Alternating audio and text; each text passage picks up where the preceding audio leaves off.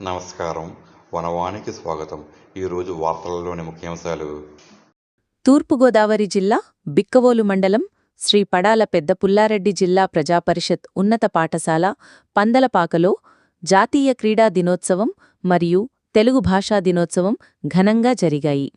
పాఠశాల ప్రధానోపాధ్యాయులు చిర్ల శ్రీనివాసరెడ్డి అధ్యక్షతన జరిగిన ఈ కార్యక్రమానికి లయన్స్ క్లబ్ గొల్లల మామిడాగా శ్రీ సూర్య అధ్యక్షులు లయన్స్ ఎస్ శ్రీనివాసరెడ్డి ముఖ్య అతిథిగా హాజరయ్యారు.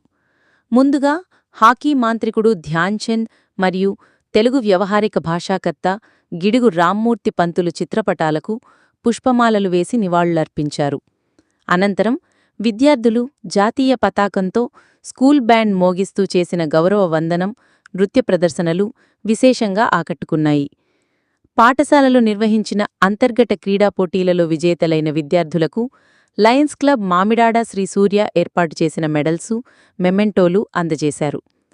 పాఠశాలలో ఉత్తమ సేవలు అందిస్తున్న తెలుగు ఉపాధ్యాయుని పంపన వరలక్ష్మి, పీజీటీ సాల సూరిబాబు, ప్రధానోపాధ్యాయులు చిర్ల శ్రీనివాసరెడ్డి, ఉపాధ్యాయ ప్రతినిధి కర్రి వీర్రెడ్డి, వ్యాయామ దర్శకులు ద్వారంపూడి యువరాజారెడ్డిని లయన్స్ క్లబ్ సభ్యులు ఘనంగా సత్కరించారు.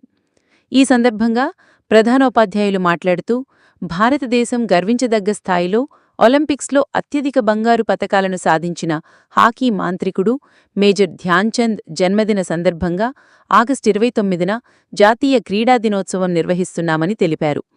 తెలుగు వాడుక భాషలోనికి రావడానికి విశేష కృషి చేసిన గిడుగు రామ్మూర్తి పంతుల జన్మదినం సందర్భంగా తెలుగు భాషా దినోత్సవం జరుపుకోవడం ఆనవాయితీగా వస్తోందని చెప్పారు. తెలుగు డిపార్ట్మెంట్ ఆధ్వర్యంలో విద్యార్థులకు వివిధ పోటీలు నిర్వహించి బహుమతులు అందజేశామని వివరించారు. విద్యార్థులను ప్రోత్సహించిన లయన్స్ క్లబ్ గొల్లల మామిడాడ శ్రీ సూర్యవారికి పాఠశాల తరఫున ప్రత్యేక ధన్యవాదాలు తెలియజేశారు.